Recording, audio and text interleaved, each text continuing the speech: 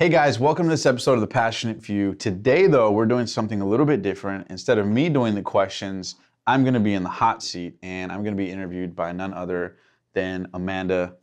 She is a superstar. I've known her for a long time. She's doing awesome stuff with social media and helping other social media influencers grow their reach in business. And so when it came time to interview me, I couldn't think of anybody better than her. So here we go. Thanks for being on the show today, Amanda. Of course. Thank you for having me. Yes. This is really exciting. Yes. I watch all your videos, so, Awesome. as a supporter and friend. Thank you so much. So it's really awesome to be on this side and you being on that side. Yeah, so it's a new experience for me. So honored for being the person that you chose. yes, Thank you so much. absolutely. Let's go right ahead. Okay, so I kind of have Grill a me. plan of how I want to do this. Okay. Just because I feel like a lot of people who follow the Passionate Few, who follow Mm-hmm. you, may not really know the true you. So I'm going to mix a little bit of business with Okay. a little bit of personal, and we'll Okay. kind of just see how it flows. I like it. Let's do it. Okay, very first question. Okay. What's your favorite color? Just to Favorite get the color ball is rolling. red. Red. Red, Okay. the color of passion, the color of excitement. It's an intense color, but even when I was a kid, like I loved the Red Ranger, the Red Power Ranger. Oh yes. His name was man. Jason at that time. I actually told some friends when I was a kid that I was him, and I reported to Zordon. Yeah. I had this wild imagination, but definitely red is my favorite color. Absolutely. Okay, cool. Let's see. What did you imagine yourself doing when you grew up? When you grew up and became an adult, what did you imagine yourself doing as a little kid? Yeah, it's a good question. So my pops is an engineer. Okay. Both my parents went to college and got, good jobs and moved up.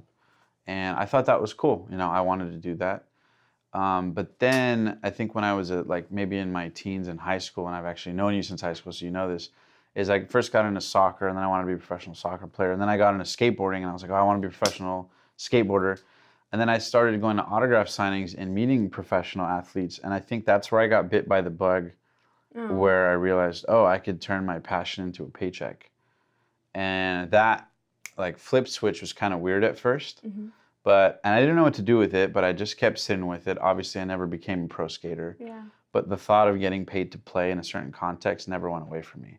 And from that moment onward, it became this obsessive journey for me to figure out how can I make money loving what I'm doing. The goal was always to how can I wake up, look around at my life and go, whoa, yes, this is my life. This is exciting. Everywhere I look, opportunity, money, awesome people, connections.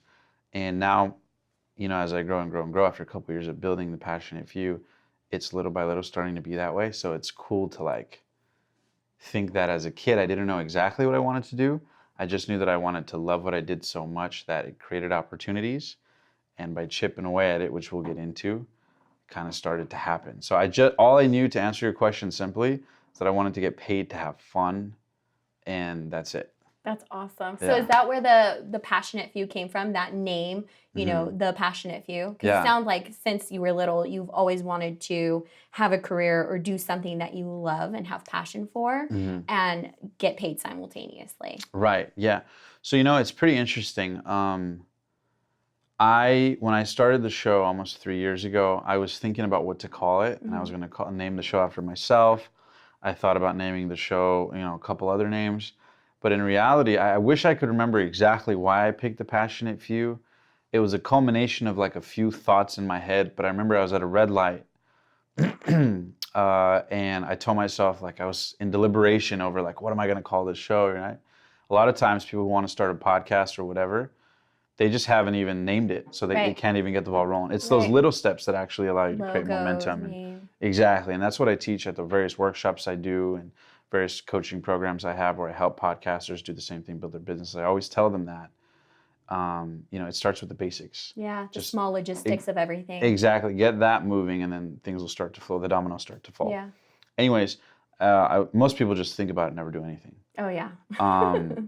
So I was at a red light and I had all these names swirling around in my head and I told myself, okay, once this light turns green, I'm going to decide on a name and that's it. Oh, wow. So I only had a couple seconds here. Yeah. So I was like, oh, what about this one, this one, this one, this one, this one? And then it just in a weird, almost divinely God-given, it was just the few, the inspired few, the driven, the motivated, what are they all? And I was like, passionate few. I was like, yeah, passionate few. And it just felt right. It was right. the light turned green and I went and I was like, that's what it is. On the drive home, I called a graphic designer, right? Quick and perfect action. No idea what the hell I was doing. Yeah. Totally broke at the time. Just got broken up with. So that sucked. So I was in a rage to just do something, right? Yeah. Just create some sort of motion. I'll figure out the money some way else. That was my mindset at the time. And I just called a graphic designer and was like, hey, can you draft up a logo for the Passionate Few? And he was like, what's that? And I was like, it's like a show. It's like a thing I'm doing. Just can you make me a logo? And so like a day or two later, he had them for me. And just like that, it went from a stoplight to like a real living, breathing logo. And then it was time to go. It was time to interview people. That's And so awesome. yeah, so that's how the ball got rolling. And that's how I picked the name. That's so awesome. Okay, so what was the next step after you picked the name? I know for most people who are starting anything in their life, it gets really hard to figure out, like we were talking about, the logistics, the small steps that lead you to that big, end result. What was the next step that you took after the logo? Can you remember that? Yeah, absolutely. So as soon as I got the logo done, I met up with a life coach.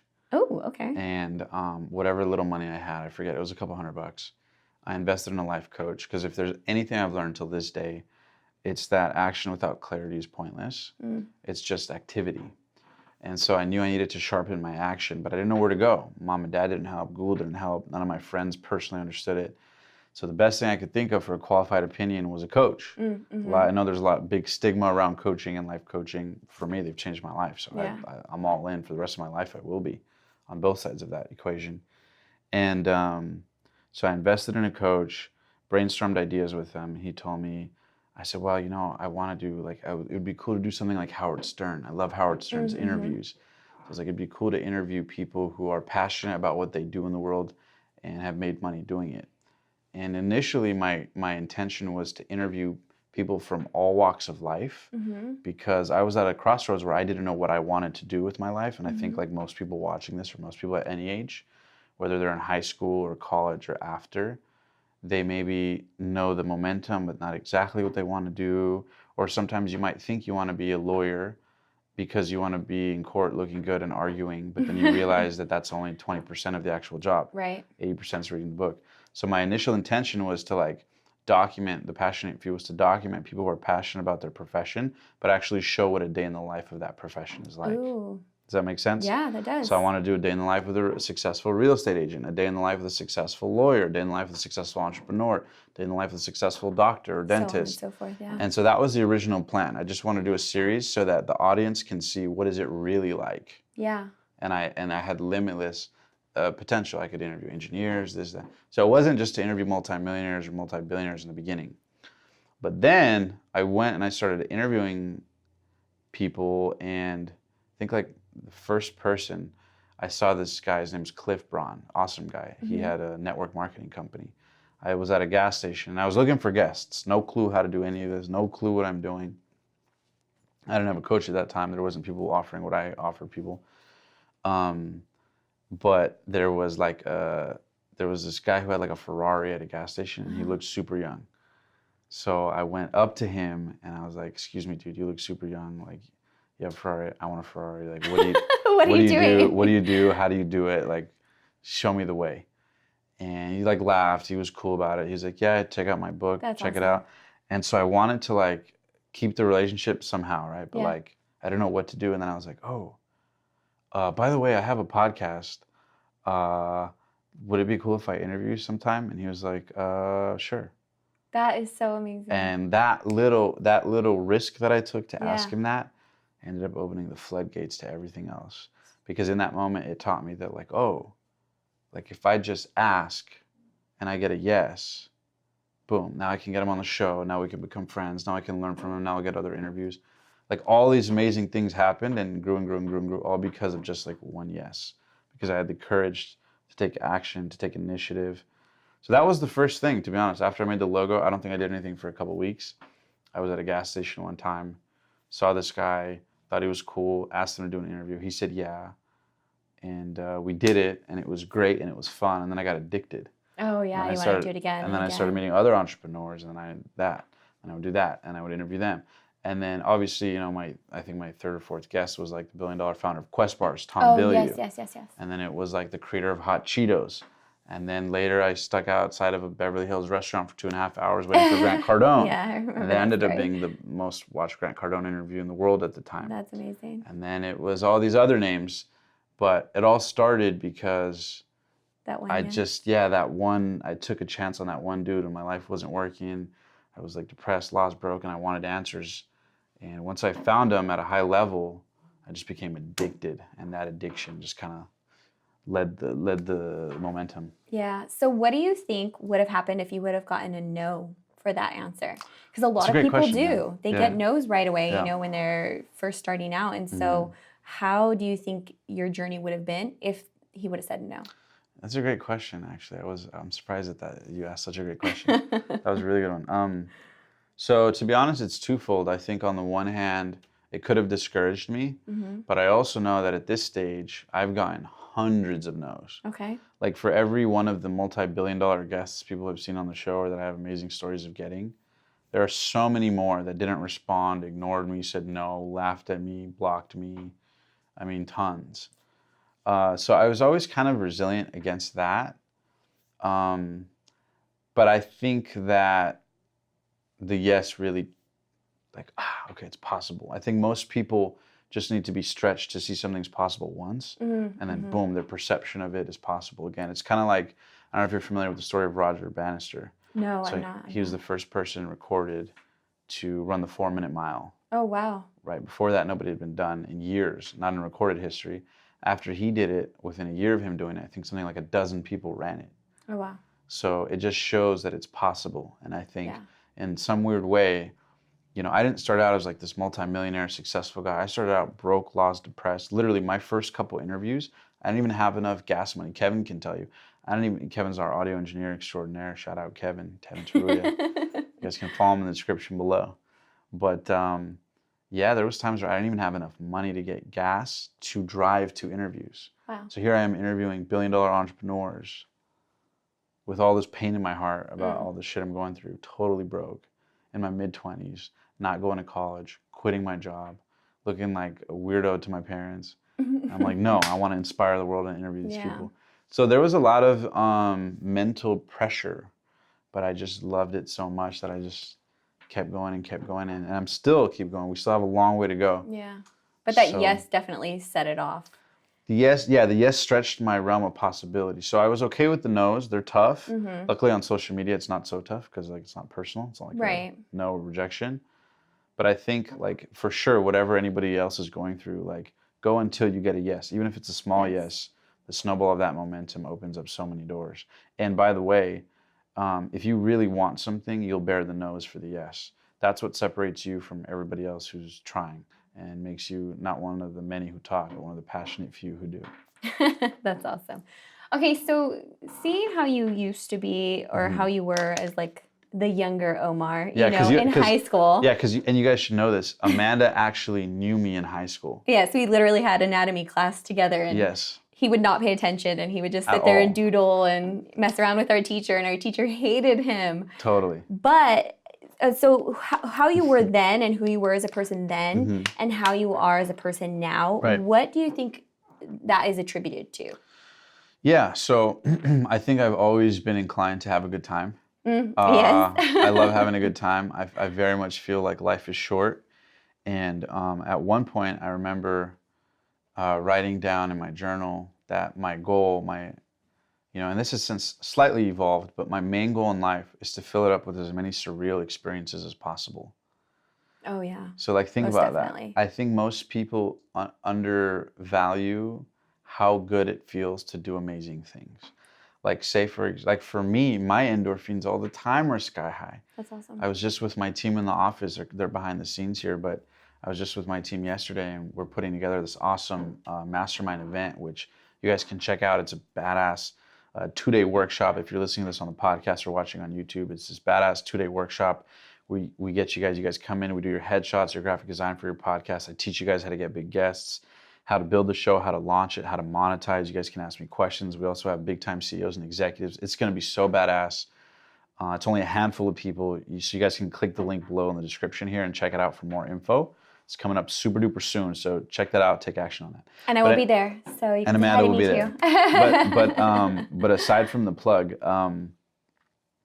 it's just like, it's crazy to me the surreal experiences that can happen when you do something like that you really love. Coincidences happen that you couldn't even anticipate. Like, for example, like I was saying, I was with my team yesterday, and we wanted to work on a special project with the creator of Hot Cheetos. As you know, Hot Cheetos is the best-selling snack product on Earth, literally on planet Earth in the chip category. Hot Cheetos. They're so they're bomb, right? so good. And what's cool, like, I'm humbled at the fact that, like, I call him, or I texted him, I said, hey, are you free? He was like, yeah, just got in, what's up? Like that. And so I called him, and he answered. He goes, hey, what's up, Omar? This is the creator of Hot Cheetos. Who am I to talk to that soul like that? This is one of the highest ranking executives in North America. And the fact that that's not just one day, every day, ask my team, literally. Yeah. Every day there's some variation of that, whether it's a project, an event, a business partnership we're working on. So to think that that was possible, like, blows my mind, because it still feels good now. I'm not like numb to it, like, oh, no big deal. No, it's still surreal to me. You stay humble. Exactly. And it makes me excited to wake up. Even my team, a lot of times they're excited. Who are we meeting today? What are we learning today? Yeah. So I think if you're in a stimulus like that, it just makes life that much more addicting. And I think it's just made my days so much more energetic. It's made my challenges so much more. I'm so much more willing to overcome them. It attracts amazing people like yourself and this amazing team. It attracts, hundreds of thousands, if not millions of listeners at this stage in the podcast. And I think that that's what it is, Even with the show, like when I do interviews, I'm not scripted. I don't have a script. I don't write stuff down. I do it from the heart, from the soul. That's amazing. And the fact that people are attracted to that, I think they sense how excited I am. Yeah. Even though I'm more mellow a little bit, they feel that sense of excitement and like, holy shit, this dude's like doing something surreal, and it rubs off. So for me, I'm just all about filling my life with as many surreal experiences as possible while helping as many other people as possible, making a lot of money and having a lot of fun doing it. That's cool. So yeah, definitely. And you're not doing all of this stuff just to post about it on Instagram, which I feel like a lot of people, because social media, they'll do these surreal things, but they're so worried about capturing that moment for Instagram and whatnot. You're more so doing it because you love it. You have so much passion for it, and you truly do want to impact others. Oh, I love and it. to do that simultaneously is that's amazing. So that's great. Okay, next question is, if I was somebody who was just starting my podcast and there's 3 things that you had to tell me, whether it's about equipment, whether it's about my logo, whether it's about reaching out to somebody or monetization, what could you say are the top 3 things for me as a new podcaster? Yeah, perfect. So I would say there's probably about 12 steps to get the ball rolling. But the first 3, no, but it's okay, because the first 3 will get the motion going. Okay. So number 1, and I always tell people this, is make a logo. Okay, yeah. Whatever the name is of your show, make a logo. Right, so come up with a name and make a logo. That's number 1. Come up with a name and make a logo, because when you do that, now it becomes a living, breathing thing. And once you see the logo, it becomes a sense of responsibility to do something with it, right? As opposed to like, oh, I have this idea to do this. It's different than when you see the logo in front of you, you personalize it, your name's on it maybe. Oh, yeah. So that would be number 1, make the logo. Number 2, what I would do is take a professional headshot. Okay. Because if you take a professional headshot, you can use that to market the show. You can use it for your podcast cover art, for YouTube. So that way you have the infrastructure, sort of behind the digital assets you need. A logo, a photo of yourself. That gets the ball rolling. Obviously, combine them, make your cover art, or at least just have them to use. And then the third thing is pick a day to launch. This is probably the most important of all. Pick a day where, like, this is the day that I'm clicking publish. Whether it's starting your YouTube channel that you've been lagging on forever, and if you're listening to this, I know you've been lagging on it forever, because I lagged on it forever. Everybody, I want to start my show, I'm waiting for this, or what about that? Just start it. Take imperfect action. I've done it. Amanda's done it. Yep. And anybody you look at who's killing it on social media, they all start out like no clue what the hell they're doing. No equipment. No equipment. No views on it. Don't worry about the views. I literally tell people, I got this from Gary Vee. Shout out Gary Vee. Don't worry about views for the first year. Yep. Literally. If they come, great. Engage with the audience. But for the first year, like, don't do that. Don't Don't associate your happiness to it. Yep. Otherwise, you'll constantly be disappointed, especially with all these algorithm changes. 100%. So, there's people who built up Facebook fan pages with millions of followers, and they still are struggling to get like 100 likes on a post because of the algorithm changes. So don't take it personally. Don't think your content is bad. If you believe in it, you will attract people. Just like you, if you're listening to this right now, you are a prime example of how me applying that philosophy worked. So I promise there's other people who will be just like you listening to this or watching this. If you just take action, they'll be attracted to you. Take action. Set a date for starting your podcast. Set a date for starting your YouTube channel, for starting the business, for enrolling in college, whatever it is for you. Maybe you're not entrepreneurial. Maybe you're not doing anything in the digital space, but set a date and time. And don't push it either. Do not push it. Yeah, in an emergency you can, but don't in the back of your head give yourself the out. Pick a date, pick a time, make it accountable, because that pressure is going to motivate you to make it happen. If you want to do anything in this world, you're going to have to get used to pressure. If you don't want pressure, forget about anything. If you want to do awesome stuff, start accepting pressure. And my best advice is to start accepting it now. Yeah, 100%. So, yeah. Okay, if you can choose from the many interviews that you have done, this is going to be a tough one. Yes. Hopefully you don't make anybody angry or yeah, I know. jealous. I'm asked this every day. I think I know the question. Yes. Who is or what interview is your like number one, whether it's because you were the most nervous or because the person you interviewed was, you were so excited to meet, or is it an interview that you haven't done yet maybe? Yeah. Or, I just want to see like more or less like what is the interview for you? Ooh, tricky. So I think the one that I haven't done, you mentioned that part of it. The one interview that I haven't done that would mean the world to me is Tony Robbins. And I think anybody who knows me knows how much Tony has changed my life. Yeah. I literally will probably be crying during the interview as I'm asking questions. So that for sure, that to me is I can't even explain in words how much that would mean to me because of how much Tony's changed my life. I was suicidal at one point, considering taking my own life, and Tony's tapes showed me a possibility that nobody else could. So to meet him, and I met him before, and I'm gonna be flying down to his event. He actually invited me that's awesome. to come down personally. Wow. So I'm developing a relationship a little bit with the Tony Robbins camp, but interviewing him is the ultimate like dream. Nobody it's the golden egg. The ultimate. Just to say thank you more than anything. Honestly. Wow, that's amazing. But in terms of interviews that I have had, oh my goodness. Oh my goodness. God, there's so many. Grant Cardone was amazing. Yes, that was a great interview. Cardone and Milet at the same time. That was a great smoking cigars, interview. drinking wine. That was pretty surreal. Hot Cheetos was crazy.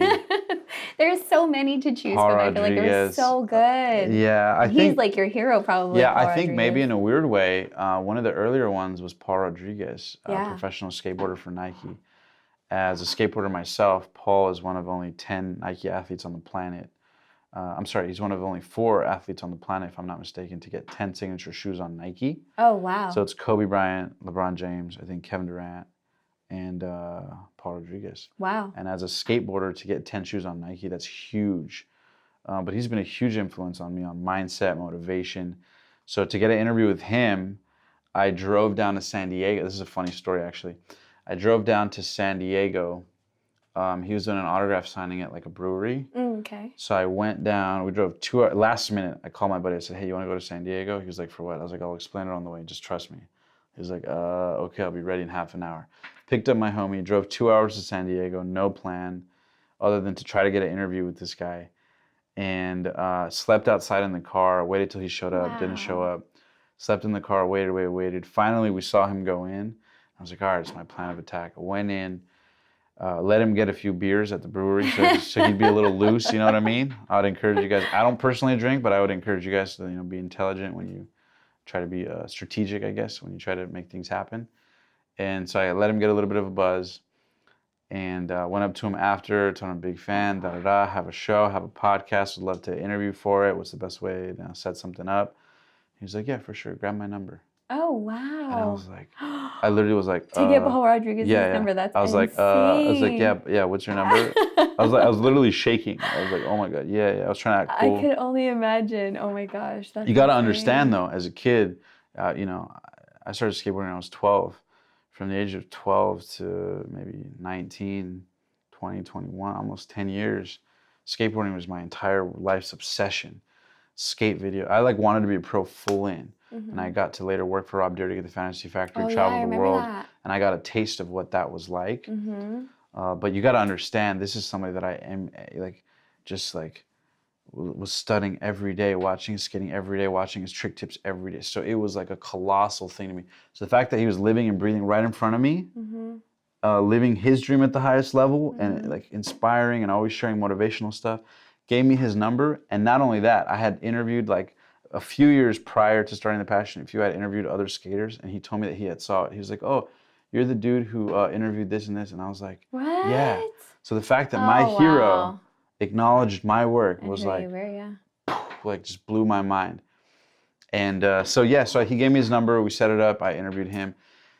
There's been so many amazing interviews, but that to me meant so much. Yeah. Because of the impact he had on my life. And now he was in front of me. And now everything I've ever wondered when I was alone in my room at night, I can do it right here, right now. That's insane. I think a lot of people are actually going to be surprised by that because you've interviewed some really big names, people that would love to be in the same room as those people. So like the billionaire John Paul DeJoria. Oh yeah. Founder of Patron Tequila, and Paul Mitchell. I mean, this guy sold the company for $5.1 billion. That's insane. And what the hell do I know? I'm in the room with him, talking to him like an equal, inspiring the audience in the process. So it's been an amazing journey for sure. That was surreal. Yeah. That was probably top 3. I bet all of them have their own special place in their heart for you. I just was curious to know which was like the one. But definitely think people are going to be surprised by that one, but it definitely has a great meaning and you chose a good one. Right. So, thank you. All right, next question. All right. If you could choose your next 3 interviews without any obstacles of getting them, who would they be? President Barack Obama, Oprah Winfrey, and Michael Jordan. Oh, wow. Wow, those are great choices, actually. Yeah. I would love to see Oprah. She's amazing. It'll happen. God willing, it'll happen. I'll make it happen. Okay, that kind of flows into my next question. Do you think that as somebody who is, like you've said it a few times now, that you are kind of in this position where you feel like maybe you're very lucky to be in that position? I know you've worked really hard to be in that position or the positions that you've been in. Yeah. But do you feel like you have to have that positive mindset where you're kind of like, this is going to happen, instead of just like, I hope it happens? Do you feel like that's a big part of the reason why you have put yourself in positions that some people have only hoped to be? Amazing question. Woo! She's on a roll. Hired. She's pretty good. She's pretty damn good. So yeah, I think a positive mindset is so important because inevitably obstacles will come up. And what really holds people back usually is not the obstacle. It's usually their mindset's response to the obstacle. You with me on this? Yeah. So what I mean by that is that most people, an obstacle pops up and they're like, oh, shoot, I can't get a client. Or, oh, I can't get an interview. Or, oh, I don't know what my passion is. Or, oh, I don't have any money, right? And then they get stuck at the roadblock. I think what I've learned from successful people is that they just figure out a way around it and they don't let it go. They don't let it go. Most people let it go. An obstacle comes up, they're like, oh man, shit, this happened. But I think what I've learned to do is by having a positive mindset, you're like, it's okay, there's an obstacle. What's good about the obstacle? How could I get around the obstacle? Do you know how to get around the obstacle? Do you know how to get around the obstacle? Let me read a book. Let me call a coach. And then pretty soon you try all these things, then you get past that obstacle. And then there's another one, and then you get past that. Pretty soon, the obstacles get bigger and bigger, but the payoff when you get through them does too. So I think what a positive mindset allows you to do is move faster with less drag. And also, and this is what I've learned more recently, is that it attracts people in ways that you can express. Energy is universal. And the reality is that most people are living in a really unhappy energy. Oh yeah. So on a very like pseudoscience level with me here, I believe in meditation and manifestation and certain elements of the law of attraction. When you put yourself in a good energy space, you attract good energy to you. So when I put myself in a resourceful state, in a good mood, I'm going to attract, what I call positive expectancy. I'm going to attract more positive experiences. And the more I interview good people and they sense that good energy, then they're going to want to introduce me to other people. Yes. And it becomes like a momentous thing. So I think your life mirrors your energy. Okay. I don't think your energy mirrors your life. Because if your energy only mirrors your life, then everybody's energy is going to be shit. Because guess what? Every day we wake up a little bit late. There's going to be traffic. Drag we forgot to the work. thing. Wish we had more money. Yeah. Wish my employer was nicer. Wish my girlfriend did this. Wish my boyfriend did this. Why did this happen? Right? Yeah. So, but if you have a dominant mental attitude, yeah, all that stuff could happen, but you're going to at least flow a little bit faster. So I think positive mindset helps with speed, and it helps you from beating yourself up so much. I like that. So I think that's what I've learned, is that successful people are hard on themselves, but they're light enough to keep it moving. Yeah. Too many people get in their head with all these excuses instead of just like, the one analogy I heard, I know I'm like going far with this analogy, but one I heard was like, it's kind of like a backpack. If I have a backpack on and I fill it up with boulders or rocks of negative references, this person pissed me off, traffic. Pretty soon, if I keep putting those negative boulders and holding on to them, I'm not going to be able to move forward. The backpack's going to get too heavy to move. And so what a positive mindset does is it allows you to take off the backpack, put it down, and leave it, and proceed anyways. I definitely feel like your positive energy has, because even I've called you for, mentorship a couple times when I'm just having issues with obstacles, and I feel like you're the number one person I go to for when, I just feel like I'm hit a roadblock and I don't know how to get around it or get through it. And you're just, just stay positive, get through, figure out a way to go around, read a book, or I'll connect you with somebody who knows like the answer to your question, Exactly. And I appreciate that. Thank you. And it's definitely helped me a lot. So I really admire that. And I really wanted to ask that question to you. And it actually kind of flows me into the next question, which is... Good transition. Right? Oh, shoot. I think I forgot it now. No, okay. Got it back. Okay. I got it back. Okay. We're live. Let's go. Okay, so the next question is, so your positive attitude, and you had touched on it in your explanation that it kind of pulls in other people to you or draws in other people to you. Do you feel like you have benefited tremendously from being a positive person and gaining access to a network of people through the people that you have interviewed, or just from being a positive energy in general and making those connections yourself? Do you think that that is attributed to being a positive person? Definitely. Overall being nice and... Definitely. I think one thing I've learned, I've gotten to sit down with literally some of the like biggest names in business, like not just in the social media space, but like in the world. And the one thing that I will say is they are huge readers of energy, and perception is very important. And I don't mean that in a like, what are you wearing type of like way. Perception is important. I mean it more so in terms of they read your energy. And one thing I know about like high level successful people is that they're willing to talk to anybody if you have good energy. That's awesome. That's because awesome it's scarce. It's rare. True. Very and true. Before you feel money, you feel energy. And so if I'm in a good mood, if I'm in a resourceful state, think about it. How many times, if you're listening or watching this, how many times have you worked at a place, had a job at a place, or maybe had a relative or something, and because they were in such a good mood, they asked you for something, and even though you wouldn't normally do it for them or whatever, because they were in such a good energy and it lifted you up, you kind of like want to give them the extra thing, or cook them the thing, or help them with the thing.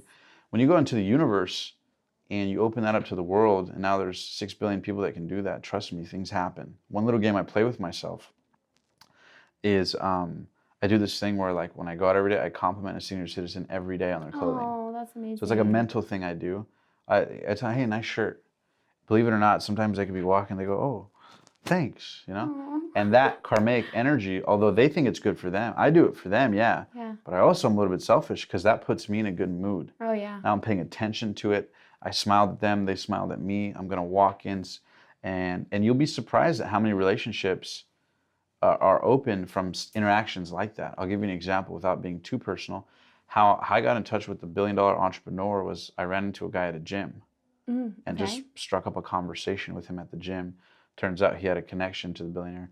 Wow. You see, and he was like, yeah, let me set it up. And it was just from that simple conversation. Exactly. And I can't tell you how many Uber drivers, how many people that work at restaurants, how many people that in your everyday life, people that you probably saw today or will see later or are next to you right now as you're watching this, have access to so many things that they'll never offer you because you're not in a good energy space or you're just not asking for it. Yeah. That's crazy. And it's so true. It's so true. We're so consumed, I feel like, too, in our phones. We put our heads down usually instead of striking up conversations. Exactly. So yeah. I feel like a lot of people miss opportunities. Network. Oh, yeah. To me, no hate to anybody who goes to networking events, but to me, that's it's a totally silly concept. A networking event. Life is a networking event. Oh, 100%. I like that. And so let me put it this way. I've met closer friends at a park on accident, or at a skate park on accident, or at the store on accident than I have at a networking event. Yeah. Where everybody's going to get something, get a client, meet a client. Yeah. In reality, trust me. Like forced relationships. Exactly. Forced, pressured, manipulated. The girls dress up all extra. The guys are extra. Try to be on their tippy toes, represent their business, the best way possible.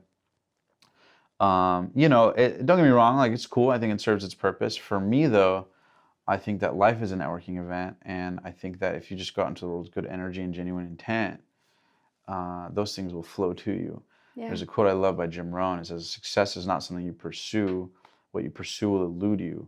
Success is something that you attract by the person that you become." Oh, I like that. So if I become a good, energetic being, then money, opportunity, people, and audience will flow. And that's literally the mindset that took me from that to what you have now, to where we're at right now and growing. I definitely think that you do have like a huge network of people that you've connected with, and it 100% is attributed to your personality. Let me put it this way: the network I built, pretty good. Pretty good. Sorry. And I've been to in my life maybe 3 networking events. Wow. So. Yeah, so that just says. Do you really need networking events? No, but I would recommend to people, just literally, if you're trying to like network or meet people, whatever, you'll be blown away. What happens if you just ask? Yeah. Just ask. Or talk, open up your mouth. Ask the Uber driver. Oh, yeah, what do you do? What does your significant other do?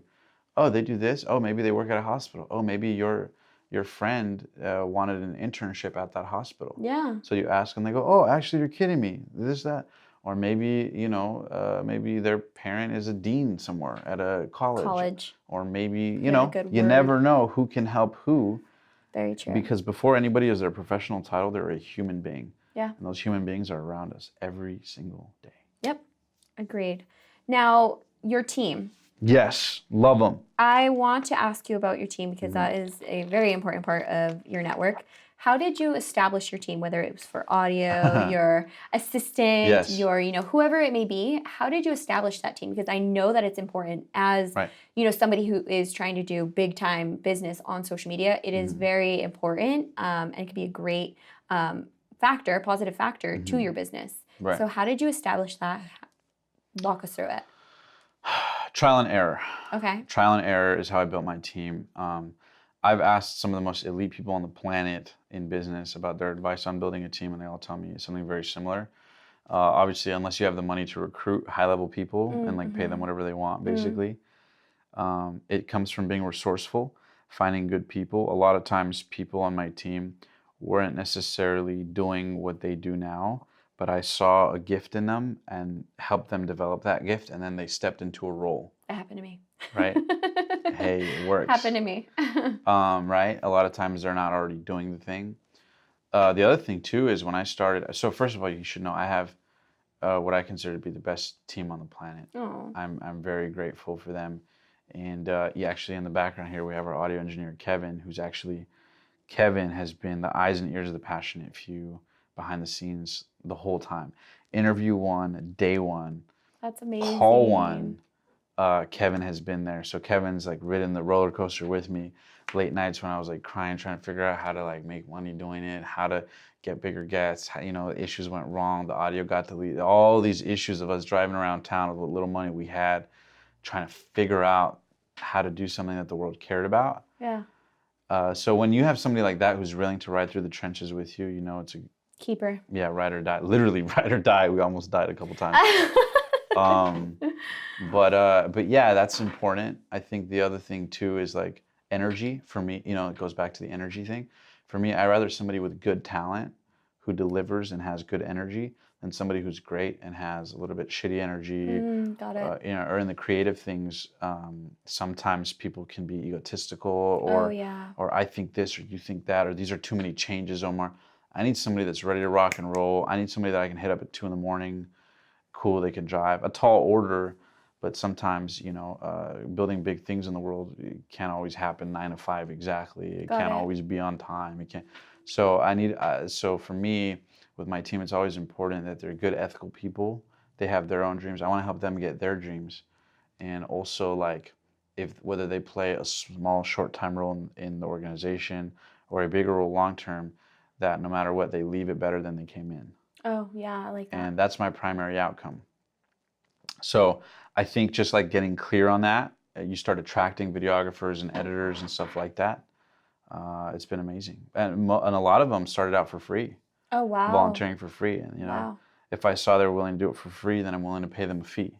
Yeah. As opposed to like trying to, what can I get? Yeah. There's always, what can I give? What can I give? Trying to give And then when it's my turn, then I give, Yeah. So, but it's been trial and error, for sure. But other than that, it's just recruiting from people already doing good stuff online, putting the word out on Facebook, Instagram, and trusting that they will come to me if I do something meaningful. And that's the other thing too, is like, because I built something awesome, I mean, hey, do you want to come interview a billionaire? Like, yeah, that's going to attract. Like, yeah. Yeah, most freelancers are down for that kind of thing. So I Yeah. think if you build something meaningful, that also helps with attracting people too. Got it. Yeah, I do agree with that 100%. And also, I wanted to say, because you said that you really want to help others achieve their dreams. That's right. And I can attest to that you did do that. You helped me with that, brought me Yes. on and helped me out, kind of saw the potential in me, and I quit my 9 to 5, and now I'm working full time doing something that I'm passionate about. So, wow. How do you feel about that? oh, I feel amazing. But Stressful, scared? in the beginning, now it's like you say, you come through these obstacles and you just go around them and you keep doing what you got to do, because I'm like you, I'm sure the passionate few is your goal, and there's nothing that's going to stop you from getting there. Not any equipment errors, not, having a team member quit on you, last minute, or not having any subscribers on YouTube, or no likes on Instagram, whatever it may be. Your goal is set, and there's nothing that's going to stop you from achieving that. So that's kind of how I feel. Like, even though there are scary times and there are hard times, you cannot ever deny that as someone who's going into business for yourself. True. But it's so worth it. It's so worth it. At the end of the day, I would never, ever want to do anything else. I wish I would have started sooner. Very cool, yeah. And I'm so glad you pushed me to finally do it. I'm glad. Okay, next question is, where do you see the passionate few going? Where do you see yourself in maybe the next 3 years? I know you have the mastermind. I know you have your coaching. Yeah. And then you have the passionate few, which is like the foundation. Where do you see it? Yeah, so I'll tell you two perspectives. From the business side, we do well with affiliate marketing. We do well with helping other people promote their various products and services and serving our audience with that. We have coaching programs, both one-on-one. We have group coaching programs. We have masterminds, workshops, the merch that we have coming out, the Passion Pay stuff, which is the shirt I live you're in wearing. this shirt. And I'm not just saying that. Yeah. No, I know. I believe you. And it's so comfortable, right? It is. So comfortable. That's why Andrew, my boyfriend, he asks me all the time. He's like, "Oh, is that the third time you're wearing that shirt this week?" And I'm like, "Yeah, so it's washed." Yeah. So. Oh. So I think for sure. So I think for sure it's been awesome from the business side, figuring that stuff out. Obviously, there's digital courses and stuff we're launching out soon. But aside from the business, just in terms of the actual like impact and fulfillment of it, to be honest with you, people ask me all the time, "What's your vision? What's your vision? What's your vision?" To be honest with you, I just want to keep doing what I'm doing. That's awesome. I don't have this like, oh, I want to be here or there. I love what I'm doing. I love the process. The team loves it. Every day of my life, I can't believe that we get to do what we do. Every month, I'm sitting down with people that most people only read about in bookstores, if they even read. Yep. And the fact that I have their name, their number. If I have a question about taxes, I can hit up Tom Billieu. If I have a question about branding or logo, I can hit up this CEO or this executive. That is incredible. I'm swimming in this like surreal sea of opportunity.